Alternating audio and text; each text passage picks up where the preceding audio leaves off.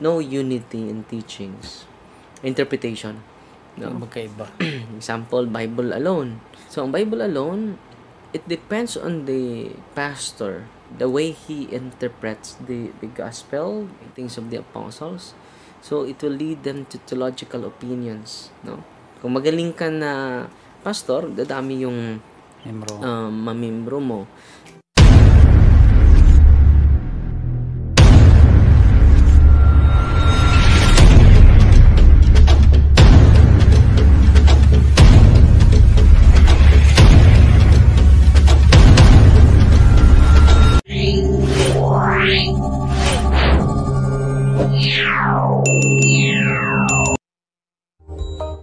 Magandang umaga o magandang gabi saan man kayong sulok sa mundo.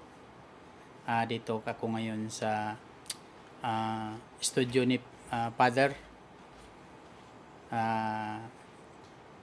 Inaano namin yung opportunity ba kasi nagpunta kami dito sa buong pamilya ko, dala ko, nandito kami ngayon. Live sa YouTube. Ang ganda sa live sa YouTube. Kuhang-kuha mga kapatid. Nagtitest lang tayo dahil pinadalahan tayo ni Sir Elton. Bagong-bago yung natin.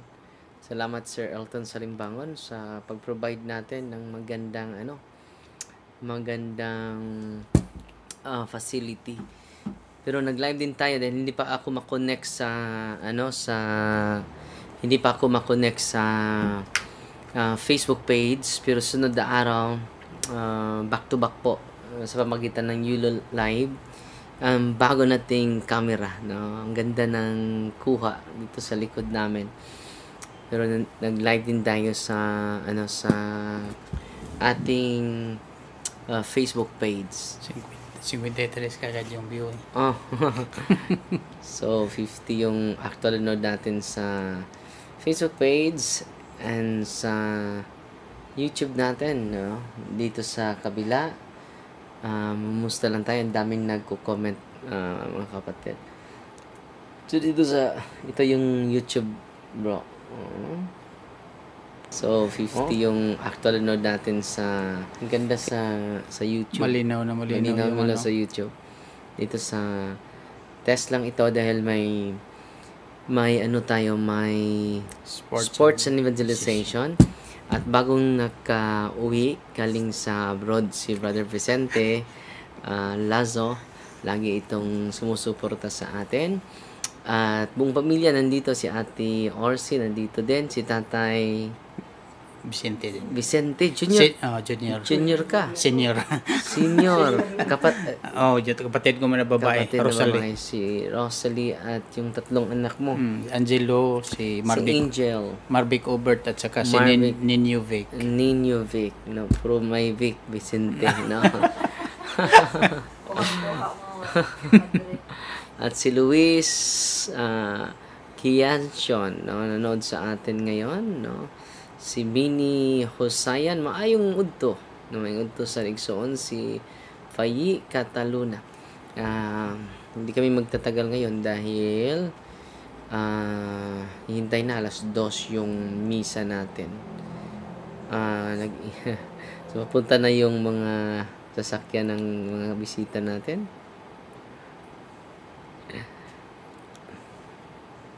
Nakita ko diyang taga Lapu-Lapu kanina. Nag-comment. Oo. Basahin mo. Sino yun? Umakyat na yung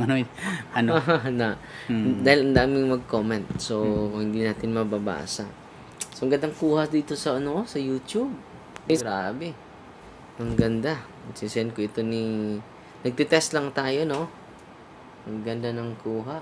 Isend ko ito ni Sir Elton. Dahil ang ganda ng kuha sa... So, kung malinaw yung video natin, doble yung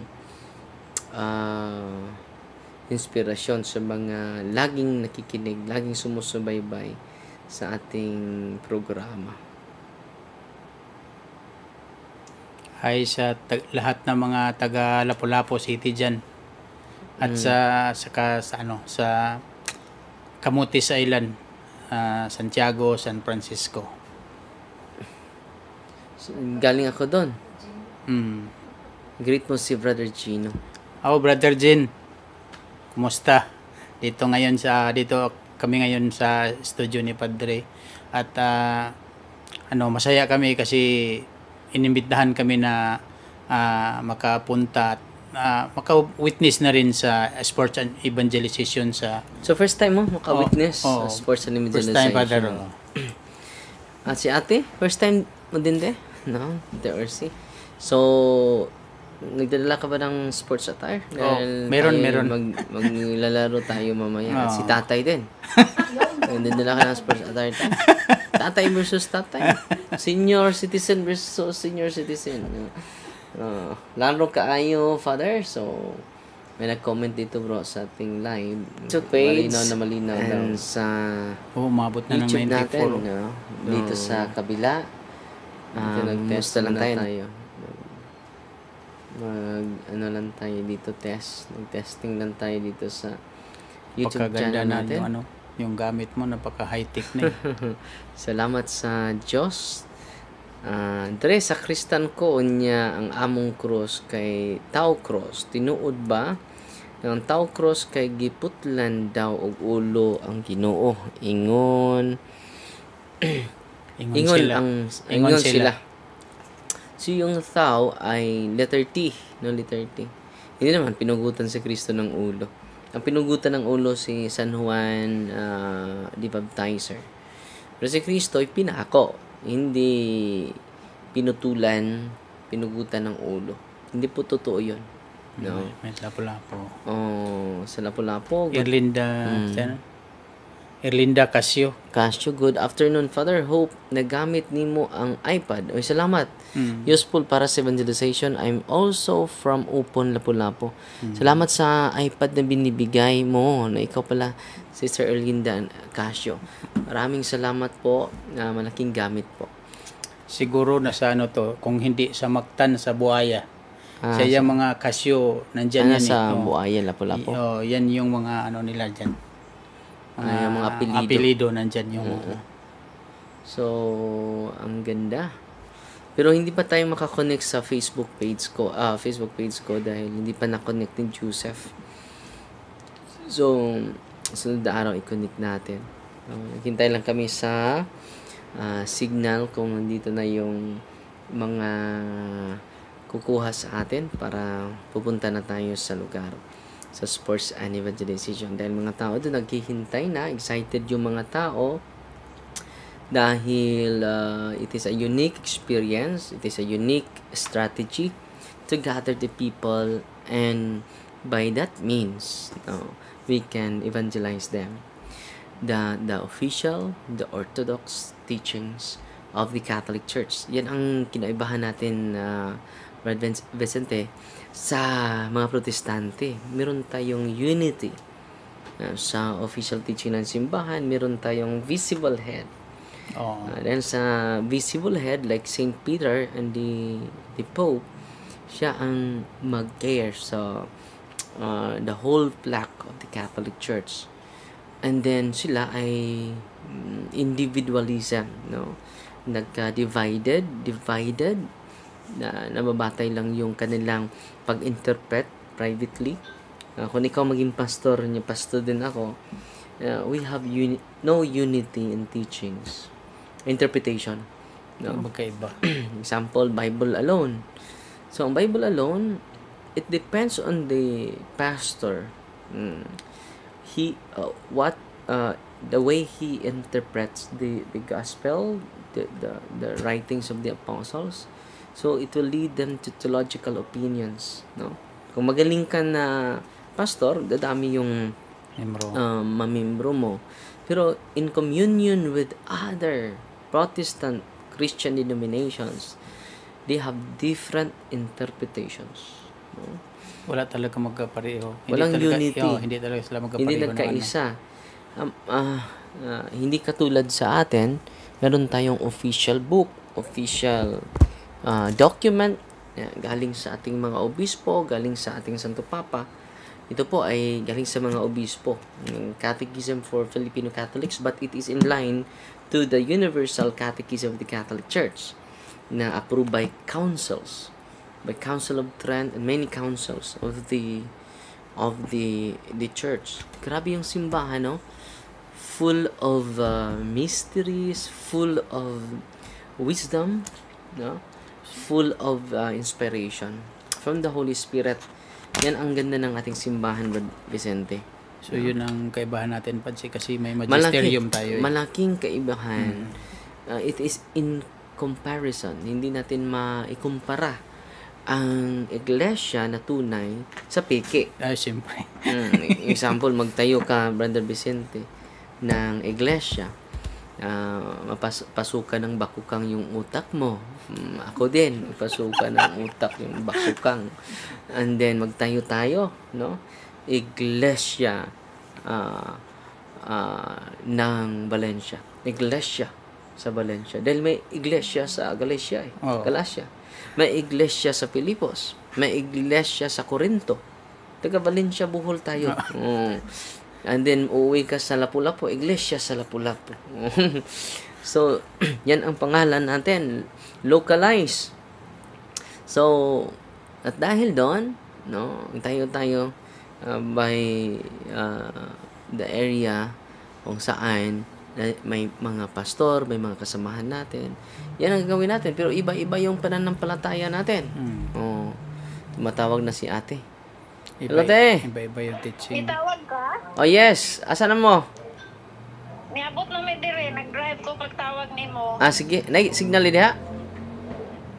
Siguro Ano na ka sa laptop, te? Very good. May dire sa Sige mo. Sunod mi, te. Sunod. Daghan ang tao diha. Asa ka man? Nagpaabot pa miss nila ni attorney. Sunod mi. Okay. You want me to pick you up or what? Okay ra, te. Masod ra mi. Sige. Lumapas na mi, te. Okay, see you. Sige, te. Bye-bye, te. So, mga laon na imedya tayo. So na, ayat ta sa office, bro. Sa mga tao sa office. Kada ako mo no? Bahin? Oo. Salamat, bro. Nana lang, bro. Napakaron? Si ate may, uma pa sa ate? Sige, bro. Salamat, bro. Si Henafi Piotr, amping mo, father. Salamat sa 50 pesos. Nadala niya sa live. So, salamat din sa mga nagpadala ng mga star. 610 yung pinadala. All in all. No? Si Gonzalos Arong Tatsuki. Shout out, father, from Katigbian. Si Jim Dadizon. Nagpadala ng 100 stars. Mabasahin ko yung stars ninyo mamaya. So, kumusta yung trabaho mo sa ibang bansa, bro? Sawa na Panginoon, okay naman, Pads, na malaking pasalamat natin na nakapagtapos tayo ng kontrata na safe and sound. Oo. Siyam na buwan mahigit. Pero ano yung trabaho mo doon? Specific na trabaho mo sa barko? Mechanical fitter, Pads. Ano yung mechanical sa barko? Mechanic. Sa makina. Sa hindi dalawang klase yan eh. May mechanic na naka-assign sa makina at saka yung sa hotel. Kami sa hotel kami nabilong. Tas yung specific na area ko is yung ako ang taga-maintain sa lahat ng galley equipment. Ano yung galley equipment? Yung mga natin dishwashers. Yung mga machine doon. Coffee machine, lahat ng mga machine doon.